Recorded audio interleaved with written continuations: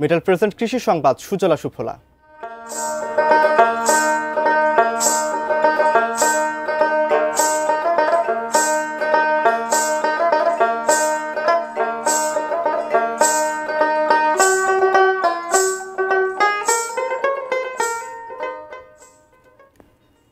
নাটোরের বৃহত্তম চলনবিল ও হালতিবিল সহ বিভিন্ন নদ নদীতে মাছের পোনা নিধনের সাথে চলছে জীববৈচিত্র্য ধ্বংসের মহোৎসব।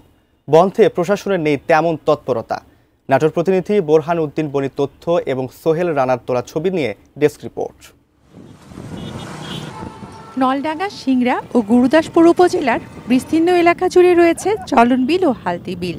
একসময় এখানকার মাছ দেশের বিভিন্ন অঞ্চলে পাঠানো হতো, কিন্তু নদ নদী শুকিয়ে যাওয়া আর নিষিদ্ধ জালে দৌড়াতে এখন দ্রুত হারিয়ে যাচ্ছে দেশি মাছের প্রজাতি। রাত দিন প্রকাশ্যে নিষিদ্ধ চায়না দুয়ারি জাল, বাদাই জাল ও রিং জাল ফেলে ডিমওয়ালা মাছ আর রেণুপোনা নিধন করছে কিছু অসাধু জেলে। এতে একদিকে মাছের প্রাকৃতিক প্রজনন ব্যাহত হচ্ছে, অন্যদিকে বিলের বৈচিত্র্যও ধ্বংসের মুখে পড়েছে। অথচ এই অপতৎপরতা বন্ধে প্রশাসনের তেমন কার্যকর উদ্যোগ চোখে পড়ে না। যদি প্রশাসনকে জানানো হয় তার নাম মাত্র কিছু অভিযান পরিচালনা করে, কিছু কিছু সময় নিষেধটা যদি সবসময় বলবৎ থাকতো তাহলে হয়তো মাছগুলো আরো বৃদ্ধি পেত।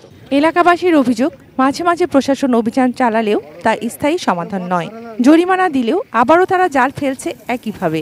পরিবেশ কর্মীরা বলছেন, এভাবে চলতে থাকলে একসময় বিলুপ্ত হয়ে যাবে দেশি মাছ। চায়না জালে প্রচুর পরিমাণে মাছের রেণু পোনা পর্যন্ত তারা মেরে নিচ্ছে। যে হারে চায়না দুয়ারি জাল, কারেন্ট জাল ব্যবহার করা হচ্ছে এবং নদ নদীতে তা ব্যবহার করা হচ্ছে, যার ফলে বিভিন্ন কীটপতঙ্গ এবং ছোট ছোট যে মাছগুলো আছে সেই সব মাছ নির্বিচারে নিধন করা হচ্ছে। জেলা মৎস্য কর্মকর্তা শহীদুল ইসলাম জানান, অবৈধ জাল নিধনে নিয়মিত অভিযান চলছে।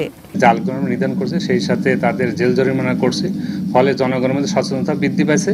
এই কারণে আমাদের প্রাকৃতিক মাছের উৎপাদন সহ আমাদের যে লক্ষ্যমাত্রা আছে সেটা অর্জিত হবে। একই দাবি করছেন জেলা প্রশাসকও। তিনি বলেন, অবৈধ জাল দিয়ে মাছ ধরার বিরুদ্ধে প্রতিনিয়ত অভিযান পরিচালনা ও মোবাইল কোর্টের মাধ্যমে জরিমানা করা হচ্ছে।